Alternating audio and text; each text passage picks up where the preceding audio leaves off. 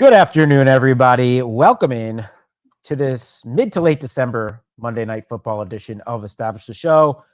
One with many balls up in the air, figuratively and literally. I don't know if it's literal, but it's, you know what? It is now. I'm Gary Hartman, joined as always by Cody Main. Cody, how are you doing?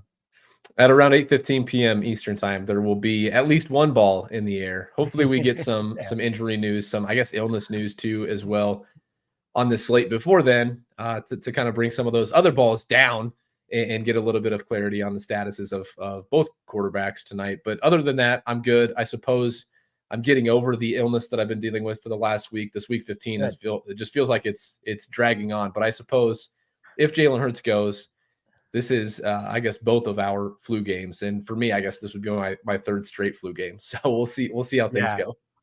Yeah, we'd love for some balls to drop and in the form of information. And Cody, glad to hear you're feeling a little bit better, hopefully by Thursday night or whenever you see us next. I don't know what our content schedule is going to be like for this coming week. Cody will be all the way better.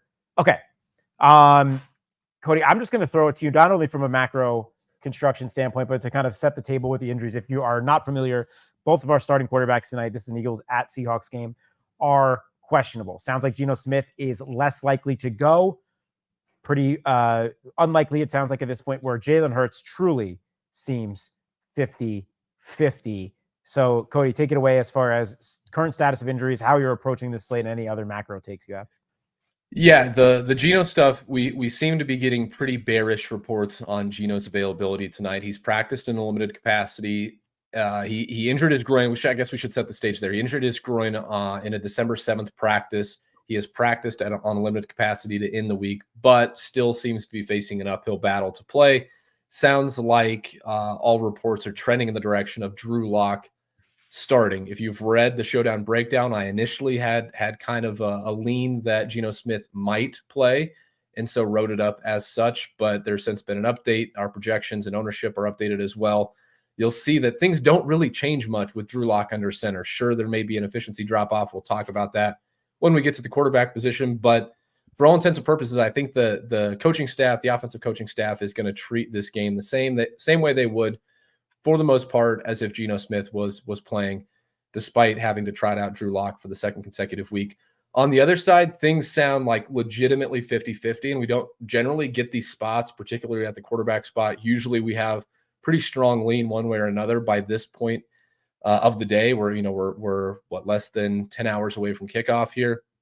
It seemed 6 hours away from kickoff here. We're getting pretty close to the point where we need a decision here, guys.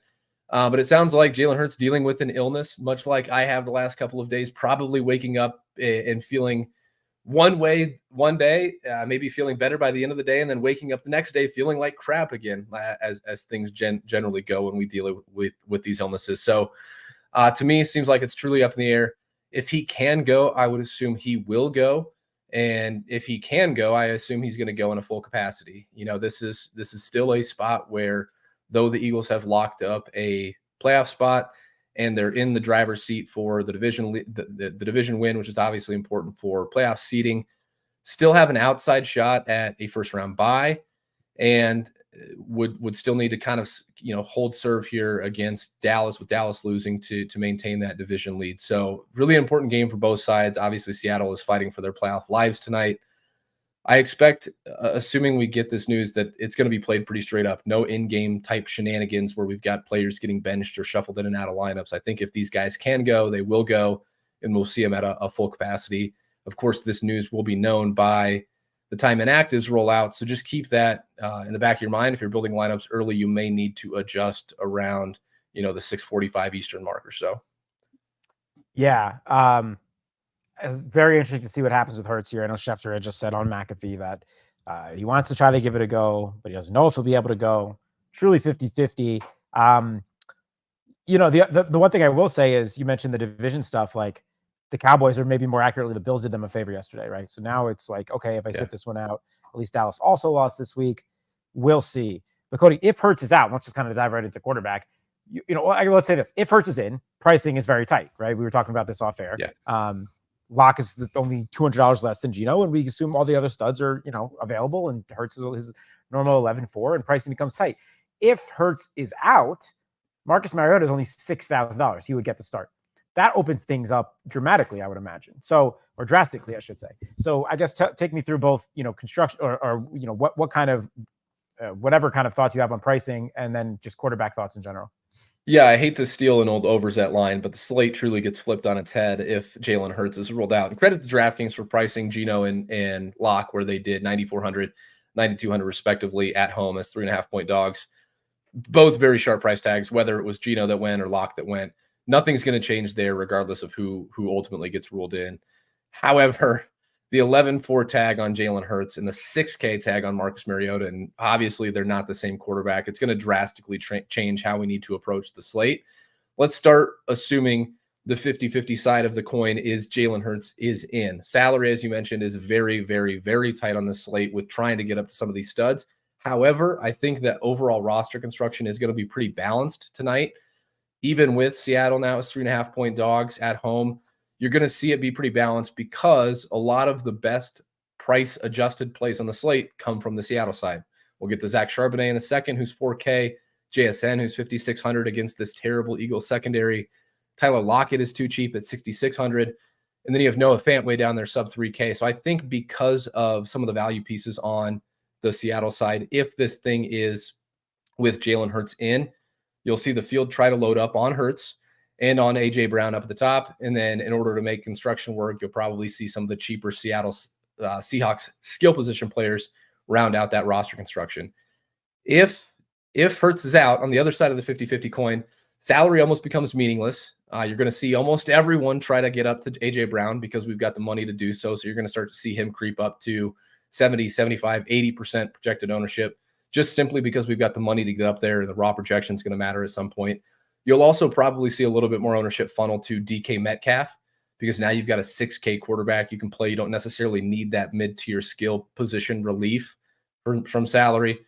So you'll see a little bit more DK. You'll see a little bit more Devontae. The guys that are a little bit overpriced now for their projected role will just become more in play because we've got the 6K quarterback available to us. But ultimately, if Hurts is out and Mariota gets the start, you're going to see lineups that you can comfortably play that are kind of in like that 46, 47K range and maybe even lower than that. So one thing, to keep an eye out for, if we don't get this news till late, the definite adjustments are going to be needed. This is not going to be a one-for-one type swap situation. The entire slate's going to change if it's Mariota instead of Hurts. I think you're on mute, Gary. I was, yeah, sorry. If it's Mariota, do you have any idea what Seattle onslaughts would look like from what the field would do perspective here? Right now, we only have 2%. I think obviously things change a lot. This is a game in Seattle. Drew Lock showed an ability to at least sustain the same, somewhat the same level of offense that Geno was doing. Metcalf is hitting a stride. Lockett's hitting a stride. Philly struggled, especially on defense. Like, I would be very interested. What I'm getting at is I'd be very interested in Seattle onslaughts if it's Mariota. I'm curious where the field might be in that case. Do you have any thought there? I don't know that the onslaught stuff will change much. I think maybe you could pull a little bit from the 5-1, 5 Eagles, 1 Seahawks side and give that to the 1-5 side, the Seahawks onslaught side. But I think because of the way salary works out, it's still going to end up being more balanced. I think what would ultimately happen is you see more come from the 4-2 and go to the 2-4, and the rest of it kind of look the same. Yep. That makes sense. All right. So let's talk about the specific quarterback plays. If it's Hurts, I do think that there is an argument to be made. You've been doing content sick for now a week, and in a week where we had multiple slates and multiple showdown slates and very busy week. Not easy just to sit at home and run sims and run things in R and write articles. If you're out on a football field, and I'm sure you'll get shot up with all the meds you need, etc. But on the road with the 12th man, etc. Flu season, quite literally, it's different playing quarterback on the road. I feel like maybe I shouldn't say that. We've seen some people have insane games sick, but all I'm saying is there's reason to believe that Jalen Hurts might not be Jalen Hurts. How would you handle Hurts if he is in tonight? Yeah, whatever this is, and I don't know if I'm dealing with the same illness. I don't think Jalen Hurts has kids. Mine clearly came from kids, which is just an awful thing. They bring it home from school. They spread it around the house. Everyone in the house is miserable for a week. But man, it truly is a miserable. Whatever is going around right now, if it's countrywide or if it's located centrally here to me in Nebraska, whatever is going on is miserable. And I imagine if Jalen Hurts is dealing with a similar type thing, your body is achy, you're dealing with fevers, chills, you can't catch a full breath, all the normal stuff that comes along with this time of year. I think that it's fair to assume that there is some sort of performance downgrade if he's still dealing with this, although that's not necessarily going to be baked into projections at all. I still think that the best player in fantasy, whether he's dealing with a flu or not, or flu-like symptoms or not, is still probably a cash game must, assuming we get the news that he's going to play. It is anywhere near, 75% or more. I think we've got to play him in cash. I think the more interesting discussion becomes how we handle him at captain at 23%. Yeah, the Sirens are scared of Jalen Hurts, and I you know what, I get it. I think I'd come in under the field, especially a captain there. Personally, I would play the narrative on the road. If this was at home against, look, the other thing is, if Drew Lock lays an egg, like last week was one of his better starts of his career. He's not a good quarterback. If Drew Lock laid an egg, there's a chance they would really just try to keep the ball on the ground here and just control the game very quietly. And this game goes way under. And in that case, you also don't want Jalen Hurts in captain very often. So I think there's a lot of reasons to say, hey, maybe we're coming under the field on Hurts. Let's talk about Drew Lock as if it's Drew Lock and not Geno Smith. As I mentioned last week, was definitely one of the better games we've seen him play. 22 of 31, 269 yards, 2 touchdowns. Did throw, patented 2 picks, but showed an ability to move the ball. They let him, air it out, which is what Seattle definitely wants to be doing. I think both receivers are coming into stride a little bit here late in the season, including actually maybe all 3, including JSN. So you obviously know where you're stacking them. 9-2 is fine for a starting quarterback. How do you feel about Drew Lock here? Yeah, I think because of the optionality that we have at the Seattle skill positions, we'll talk about some of them in a second here. Like there's good plays at a variety of price points from Seattle. And so if, again, assuming Jalen Hurts is in, I don't necessarily think Drew Lock is a must because of the way we can construct rosters with some of these mid-tier skill value guys. But I do think some of the best cash teams you can build tonight have Drew Lock in them. And so I think that he's probably a pretty good play in cash game contests. I feel similarly about him as a flex option in tournaments as well, whether you're rostering a Seattle wide receiver or tight end at captain or not. I think he's a really strong flex play given the matchup. Given the fact that we still expect them to go out and throw the ball quite a bit as they did last week, this is still a team that we should expect to be, a positive pass rate over expectation team. So for me, usually these spots with these quarterbacks that I think are underowned, I want to get overweight on that 40.4% projected ownership. Yeah, that's where I'd be with Lock as well. I think if I'm captaining or if I'm putting a Seahawk in a captain position, I'd still want it to be one of his pass catchers, but I definitely want to have plenty of exposure to that flex spot. Let's move to the running back position here. We'll start with the Eagles side. I think one thing that we know for sure tonight is that the Eagles will give the ball to DeAndre Swift plenty. Certainly been the bell cow. It's really been a 2-man backfield between him and Gainwell, but it's been Swift's backfield. If Hurts is less than 100%, you could both say, hey, maybe we're taking away some of his rushing stuff. Plus, they're going to want to have a more conservative game plan. So Swift seems pretty good to me tonight. How are you feeling about DeAndre Swift here? Yeah, I think Swift is an awesome play, whether Hurts goes or not. And certainly if Hurts does not go, I think this does become a much more run-first offense. Just try and get out of Dodge with a win or, close loss, whatever it may be. I don't think that they necessarily try and force Mariota into as many dropbacks as they would if Hurts is healthy and able to go.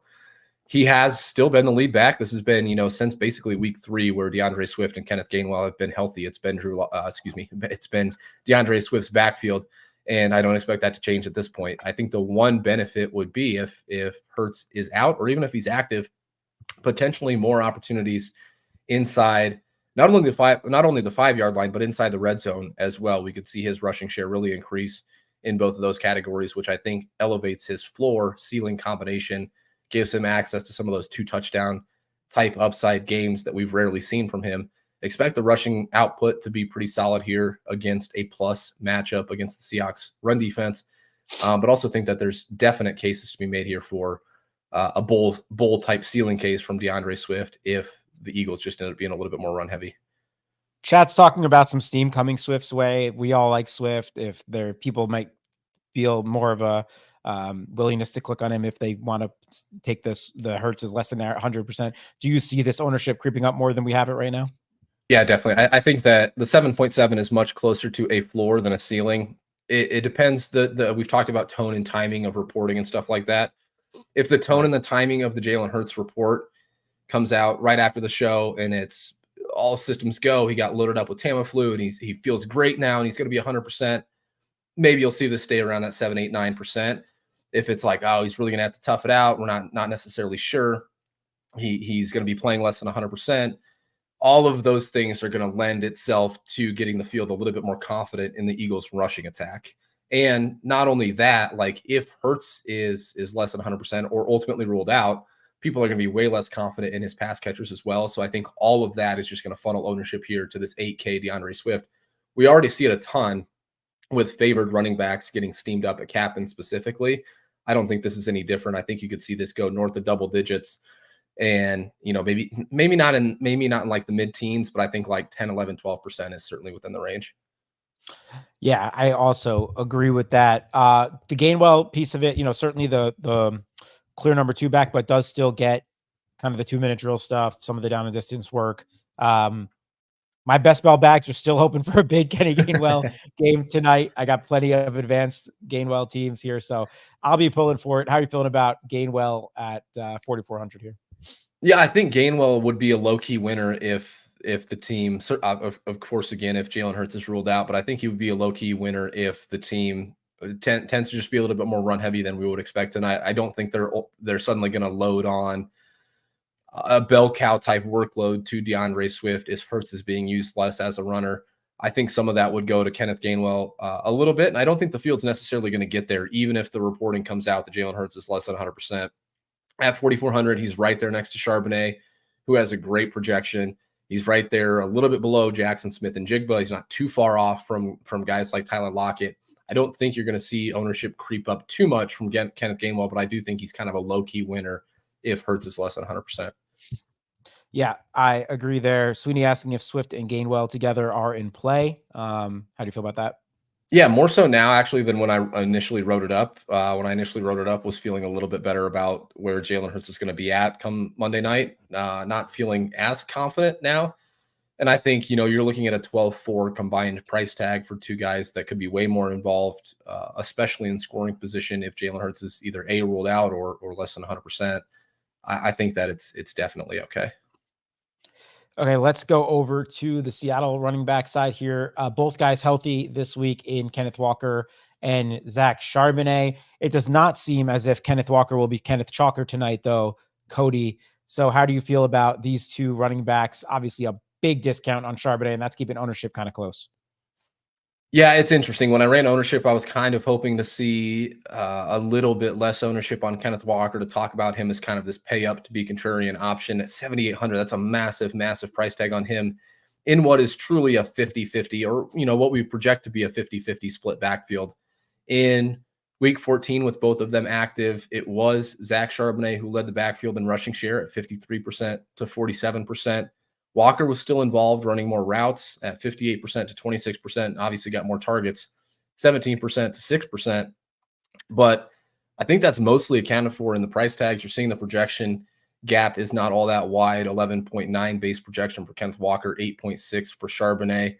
And I'm getting less ownership on Charbs. I think that I would just take the slight ownership discount, take the significant price discount, and just go to Charbonnet at 4K. I think he's a cash game consideration. I think he's a great play in tournaments as well.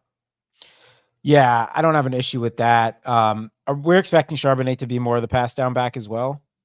Or do we? I guess I saw last week Walker had 4 catches for 33 yards and 5 targets. Yeah, Walker was more involved as a receiver last week. He led the backfield in routes and in target share. I kind of expect that to be the case going forward with more of the rushing workload being split kind of 50-50. Yeah, that's interesting. I want to attack this team through the air, so I might end up being where I'm just like under on both these guys. I don't think either of them are bad plays. George mentioning that Kenneth Walker is on top of the Baglioni model. That's something to consider. Oh, also, Tyshawn asked about the weather forecast for tonight. I do think it's going to rain. I don't know how bad the rain is going to be. It looks like there will be rain throughout most of the game. I don't think it'll be too heavy.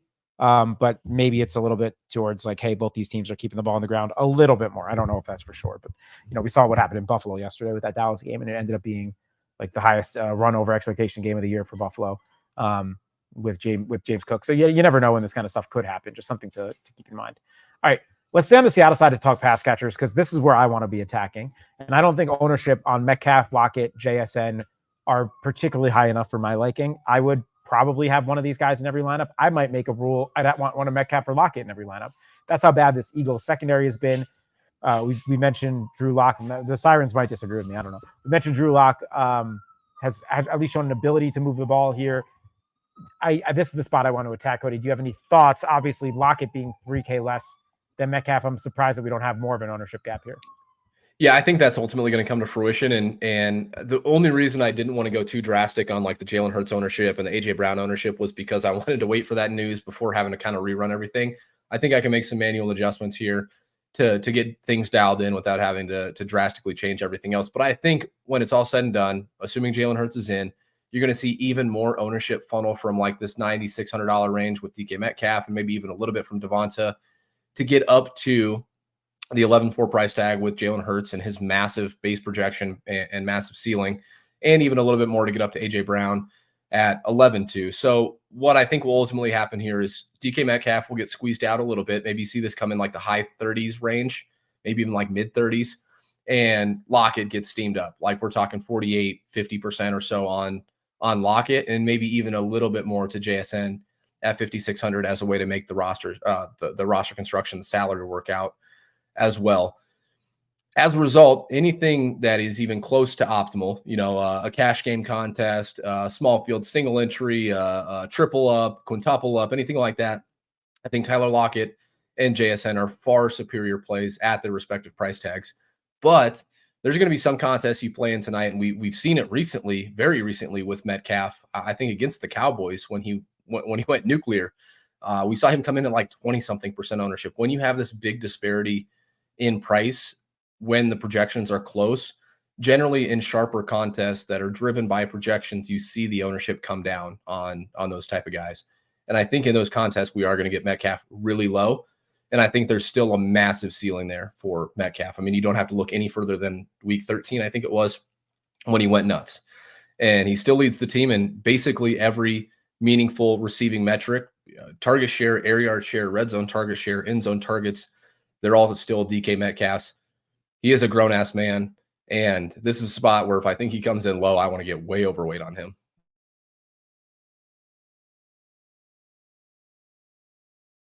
I think you're on mute, Gary.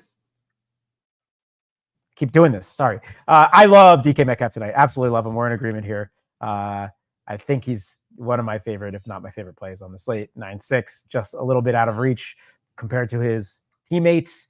And I think the ceiling is very clearly his. Lockett, I think, has a nice ceiling of like 28.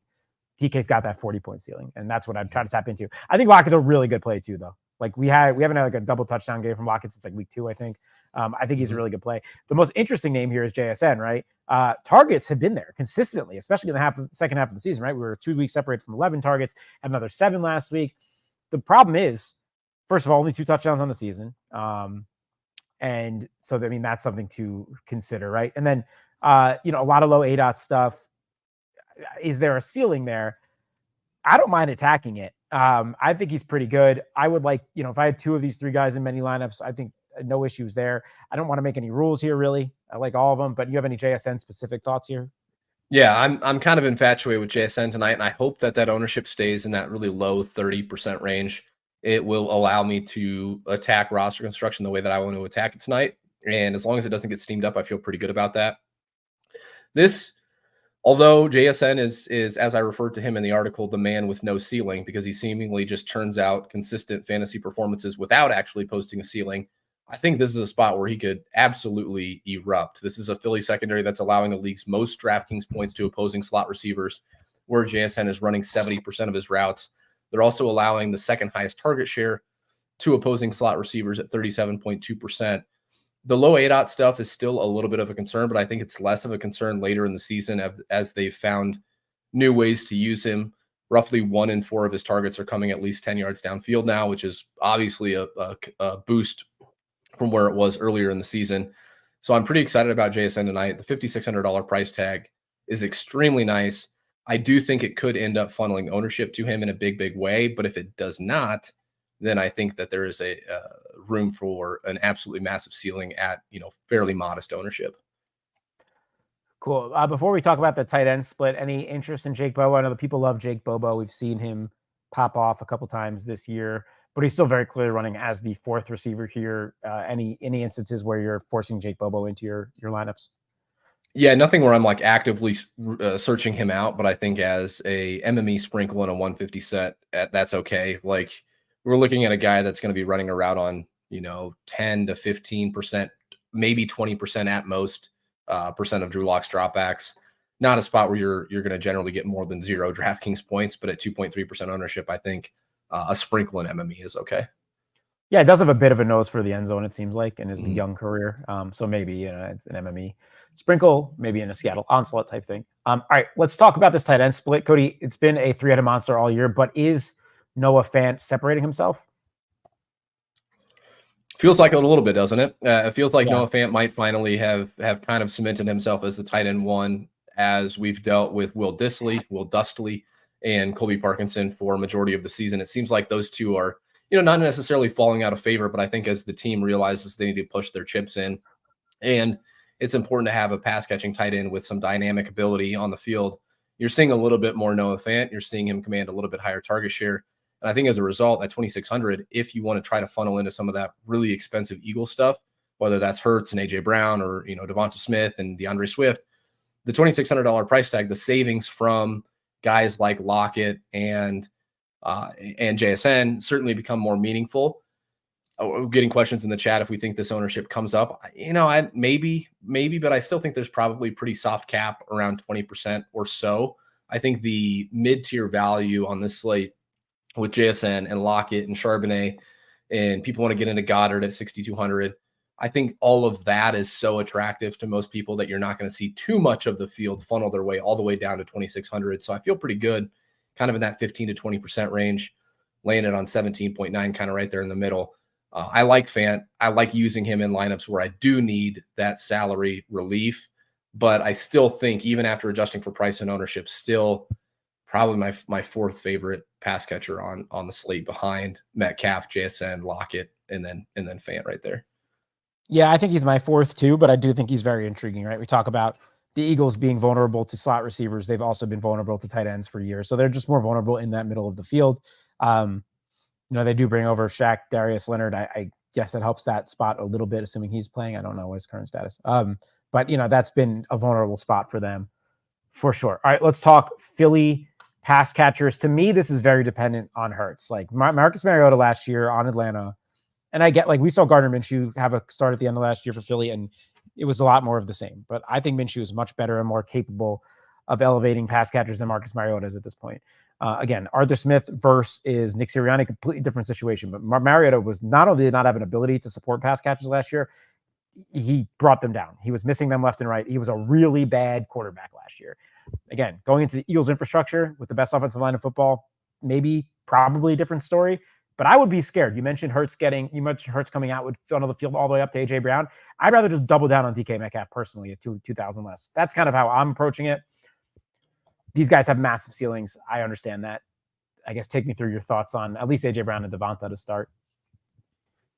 Yeah, I think let's just assume Hurts is in. I think we probably have the money to get up to Hurts and AJ Brown in cash game contests, kind of there as a starting point. And in looking at tournaments, the 15.4% captain ownership that we have on Brown versus the 23% whatever we have on Hurts, I would much rather just play Brown. Like if I was building one lineup and I had to pick between one of those two, or if I was building 100 and you said you have to lock or exclude one of these guys, I would just prefer to lock AJ Brown. I would just much rather get over him at captain instead of Hurts. Now, if Hurts is ruled out, yeah, the discussion changes quite a bit. I still think at some point, like, the raw production matters and the raw volume that we would project AJ Brown to see matters. And we have enough money definitely have enough money to get up there at that point. I still think we probably want to play Brown, particularly in cash game contests where, again, the raw points will matter. But yeah, the drop off in quarterback play can't be overstated. It was bad for Mariota last year in Atlanta. It was also not great for Mariota in the preseason this year for Philly. So not overly confident in his ability to get the ball to his pass catchers. we're just limited with the options that we have with it being a single game slate. So I still think that AJ Brown makes for a strong play, regardless of who's in at quarterback. I think the interesting discussion, and let's kind of go back to assuming that Jalen Hurts is in.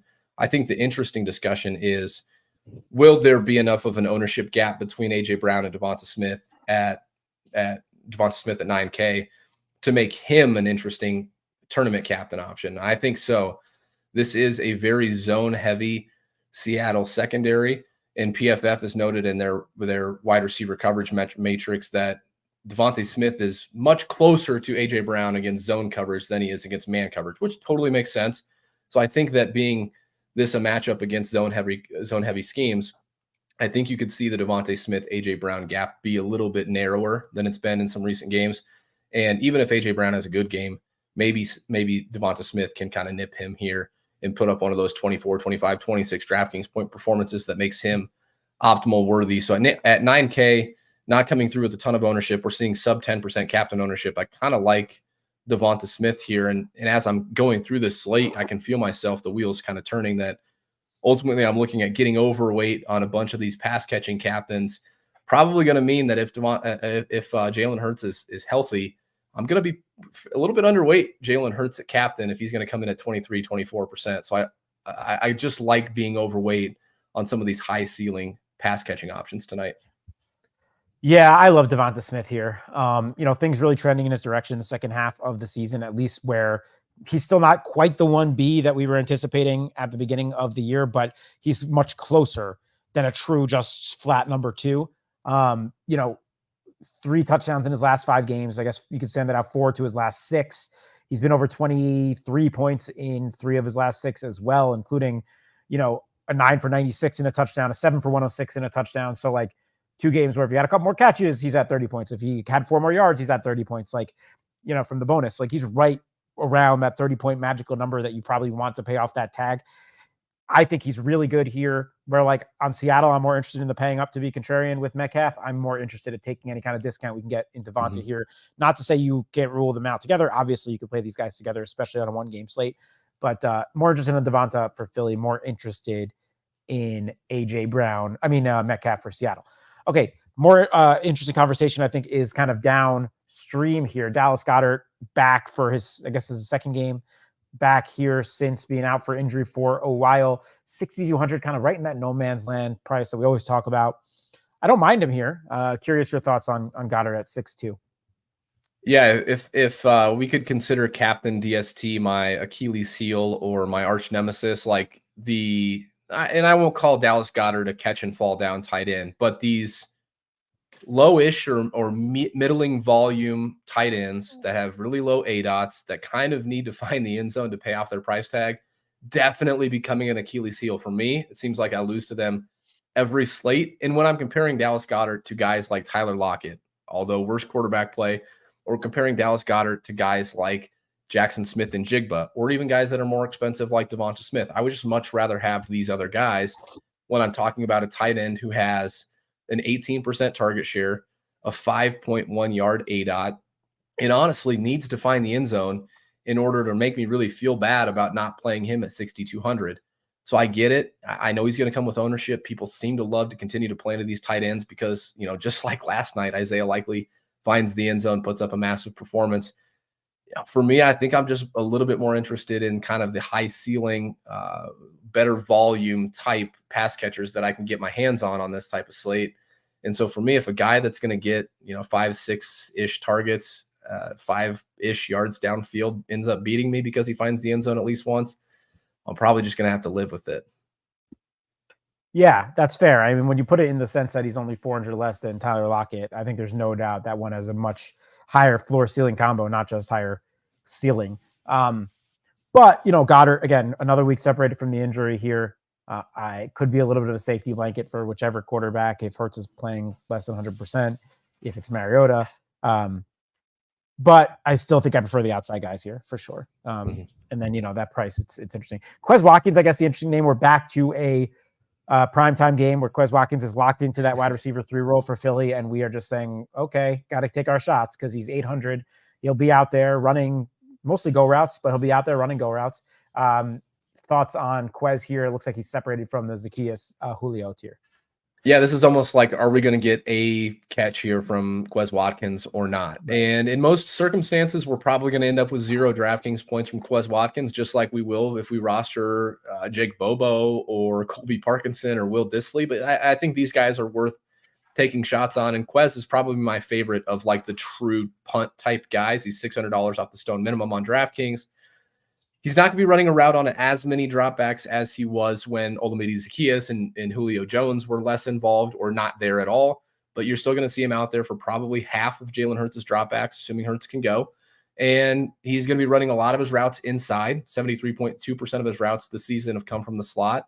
And the Seahawks are very bad at defending against the slot. Now, Quez Watkins isn't your traditional slot receiver, but I still think that there are paths for him to pay off that price tag. And if you want to get into the Hurts and AJ Brown and DK Metcalf or Devontae Smith type stuff, I think Quez is a fine way to do that at 7.8% ownership. Yeah, I don't disagree. I think it's totally fine. Don't have much to add there. All right, Cody, you have anything else on Philadelphia pass catchers here? No, I don't think so. I wish Zacchaeus was also 800 because I think like you can make a case he's going to be out there for 30-40% of the dropbacks as well. If he was 800, you could talk me into loading up 5, 7, 8% of that as well. But at 2200, I'm not really interested in going there. Yeah, I would agree. Much rather find my way to Fant in that instance if I'm playing around in that tier. Okay, let's talk DST here. Bid us again last week with DST at captain. Which slate was that? It was one of those slates. I don't know. There's been a million of them. Was that Vegas? So bid us again. How are you feeling about it tonight? This definitely profiles as more of an offensive game when you kind of break down all the skill position players and challenges of both defenses, but not much ownership at captain for either of these teams. Not too much ownership, total ownership either. Any interest? I guess my other question would be for you. What would Seattle's defense come up to if it's Mariota also, if you have an idea there? Yeah, that gets really interesting. I don't know exactly where it's going to go. I would assume that the sack rate ends up going higher. I would assume that the total and spread would change things, and that would kind of flow into the projection as well. We probably actually see, if that's the case, we probably see Seahawks defense with roughly the same base projection as the Eagles defense. I think the one knock you could put against that is, okay, Mariota's in, obviously a worse quarterback, more likely to turn the ball over, more likely to take sacks, but on the opposite side of that token, less likely to drop back, right? I think that they probably just put the ball in DeAndre Swift's belly a bunch of times if it's Mariota under center. So you don't have as many opportunities to rack up those sacks and for pick sixes and strip sacks, that type of thing that we're really looking for. So I don't know that the projection changes drastically once if Mariota gets ruled in. I do think at 10% ownership, they are an interesting play in tournaments. I actually think that looking at our projection now, our ownership projection on the Eagles, we might be a little bit light on both total ownership and captain ownership, especially now that we're kind of assuming Drew Lock is in. The only reason I'm not overly confident that this Eagles defense gets steamed up a bunch is because of how attractive the mid-tier skill position players are. And by that, I mean, you're looking at JSN and Zach Charbonnet and not too much more as Tyler Lockett. I think the field would much rather play those guys. But now we're talking about a pretty bad Seahawks offensive line in front of Drew Lock, who has definitely been mistake prone in his career. Definitely a lot of turnover worthy plays in Drew Lock's range of outcomes. So I think the Eagles defense is actually pretty interesting if this 23.7% and 2.5% captain ownership holds. I'm just starting to get a little bit less confident that those numbers actually hold. So keep an eye out for a final ownership projection update. But look, this is a really good front seven that can pressure the quarterback, and it's a pretty bad offensive line. I think that there are paths to the Eagles putting up a slate winning score. Yeah, I would agree. I mean, we mentioned last week, Locke had one of his better overall games and still threw his 2 picks, right? Like he's going, listen, never say never. I don't know what the Vegas odds are for the yes interception, but I feel confident saying he's likely going to throw an interception tonight. I feel very confident in that statement, in fact. So, certainly something to consider. You mentioned the Seahawks offensive line issues. Definitely bullish on the Eagles D. On the kicker front, Jake Elliott, been much more usable in fantasy this year than we were having our debate last year, Cody, when the Eagles were just only all they did was score touchdowns. They're still a very efficient touchdown scoring team, but certainly have been using Jake Elliott a little bit more. He is expensive for a kicker, cracks that 5K price that we've been talking about all year that we've seen kickers kind of crack their way into. Exact same projection basically for Jason Myers as well. I mentioned sounds like maybe drizzle tonight in Seattle. Any thoughts on kickers tonight? Yeah, I think they make okay tournament plays in their own right. I'm not too interested in playing them both together, but I do think that on in lineups where you're heavy on one team's offense, I think you can load in the kicker there a little bit more and feel confident about that, just hoping that the points and the yardage comes. And at some point we're getting field goals from either one's kicker. They're just not as attractive because of, again, that attractive Seattle Seahawks skill position group that's kind of right there in that 4 to 6K range. I would just much rather play those guys than I would either one of these kickers. But again, we're seeing sub 20% ownership on each of them, and I think for that reason, you're going to have them as pretty decent tournament options. Yep. Okay. Cool. I agree there. You have anything else to add before flag plants here? No, we got through this one pretty quick, probably because I was talking faster, so I wasn't coughing into the mic. But no, it was good. It's an interesting slate. I really wish we kind of had this quarterback news behind us a little bit, so we could talk about it with a little bit more certainty, as opposed to kind of in these 50-50 type discussions where it's like, well, if he plays, then X, Y, and Z might happen. But I do think it's an interesting slate. I think it's an interesting slate to certainly get different, and an interesting slate to get different at the captain position. If Jalen Hurts is in, again, hate using that if term, but I think a lot of ownership is going to funnel there because of the way the pricing structure works out. And it presents an opportunity to get overweight on a lot of these attractive pass catchers. Yep, I agree. If anyone has questions, we have a couple minutes if you want to try to get them in while we are doing the flag plant portion of the program. But Cody, I will cede to you. I know you flag planted DK Metcalf a couple weeks ago when he went for his 40 ball or whatever. Are you going in that direction again, or how are you feeling? Yeah, we're going right back to the well, baby. We're going right back to DK Metcalf, and it seems like anytime I've had a flag plant actually hit this season, it's like a flag plant of epic proportions. Either they fall flat on their face, a la Gabe Davis, or they score 3 touchdowns, a la DJ Moore and DK Metcalf. We're going right back to the DK well. I think that game is fresh enough in people's minds that we're not going to see DK come in at 20% ownership or whatever, and Darius Slay's out, and the Eagles secondary is atrocious, and this team's going to need to pass the ball. But I do think that ultimately when push comes to shove and people start building their lineups and Jalen Hurts is in and A.J. Brown is in, and you have all of these cheap Seattle pass catchers like JSN and Lockett and Noah Fant, I think ultimately roster construction is going to funnel in a way that DK Metcalf gets squeezed out a little bit and probably falls in that 30 to 35% range at total ownership and 6 to 7% range at captain ownership. I think he's way more likely to be optimal than that 6 to 7% at captain. I want to get significantly overweight that number and try to run into that 3 touchdown performance again from DK. Yeah, Metcalf would have been my choice as well. And I'll be frank, my second choice would probably be JSN, but I don't want you guys all to every time we go from 2 skill position players from the same team, especially the same position, that team seems to fall flat on their face. So I don't want to do that to all of you. But just keep in mind, JSN is kind of a bonus one for me. I am going to go to Devonta Smith, though. And I'm a little worried about the quarterback situation over there.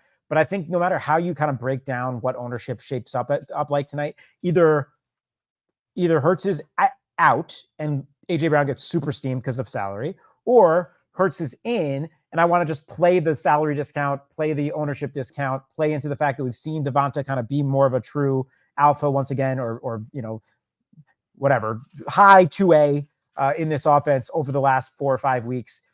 And, no matter what, I think he's going to come through with maybe not quite half the ownership, but close to A.J. Brown. And I like that quite a bit. I know A.J. Brown has a higher ceiling. I'm not debating that. But I do think Devonta Smith still has a 30-plus point ceiling, something that I don't think the field is capturing quite enough with only 7 to 10% captain ownership or whatever he comes in at. So I'll go Devonta here. Like him quite a bit. But, I am a little bit more bullish on the Seattle side overall as things currently stand. Something to consider. Okay.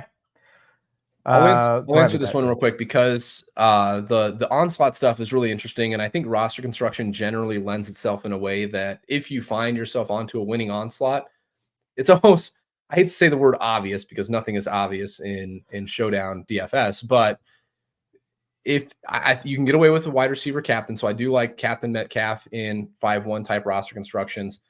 In those, I would have Metcalf definitely paired with Locke. The quarterback is almost always in a winning onslaught. I would also prioritize at least one of the kicker, so it'd be Jason Myers or the Seahawks DST in that lineup as well. And then I would generally be comfortable with at most one additional wide receiver in flex. So if I've got Metcalf at captain, I'm going to have Locke. I'm probably going to have one of Jason Myers or the Seahawks DST. I would probably have one of Lockett, JSN, or Fant in there as well. And then that leaves you one spot for somebody like Charbonnet or Kenneth Walker. And those are it's crazy how consistent the 1-5 and 5-1 roster construction is. It's just it's kind of cut and dry. So once you find your way onto that, pretty easy to find your way into a roster construction that makes a lot of sense. So yeah, I would be okay with Metcalf captain and like at most one additional wide receiver tight end from Seattle. And Cody, I don't know if you'd have the answer to this type of question off the bat, but like, is that formulaic type of onslaught regardless of the type of offense? For example, Seattle has a ton of mouths where like teams like the Rams or even the Eagles are a little bit more concentrated. Would that still be the case for a team like Seattle here where you'd expect it to kind of go the same way? Yes. It's really consistent. The most optimal captain in onslaughts is quarterback, wide receiver not too far behind, running back not too far behind that, and then actually DST is pretty popular, pretty common in top 1% finishing onslaught lineups. So that makes sense as well. DSTs are in the top 1% finishing onslaught lineups at like a 50 to 60% clip. That's pretty consistent. Kickers are much higher, 30 to 40%, somewhere in that range. And then running backs, obviously one running back, usually 50% or higher. So it seems so obvious. Like if you just played 150, 5-1s or 1-5s every Showdown slate and kind of built around that formulaic approach, you would probably find your way onto a winning lineup if 1-5 or 5-1 ended up being optimal. It's crazy. That's really interesting. That's very, very, very interesting. Good stuff. That's the great stuff you get from Cody Main. If you are a subscriber, obviously keep your eye on projections. We will be updated right away with any kind of news surrounding Jalen Hurts or if somehow a miracle Geno Smith. Best of luck here tonight. I know there's a lot of people competing for their lives in season-long leagues, a lot of people hoping to advance in best ball playoff tournaments as well. I am no different. So best of luck to all of you. Better luck to me, as my friend Andy would say on my other podcast. But no, seriously, best of luck to everyone. Thank you all for tuning in. Keep your eye on everything we got going on. We'll be back on Thursday with not a super fun game. I think it's Rams-Saints. Rams are a fun offense, though. Rams-Saints on Thursday, and then we'll let you guys all know what our schedule looks like from there.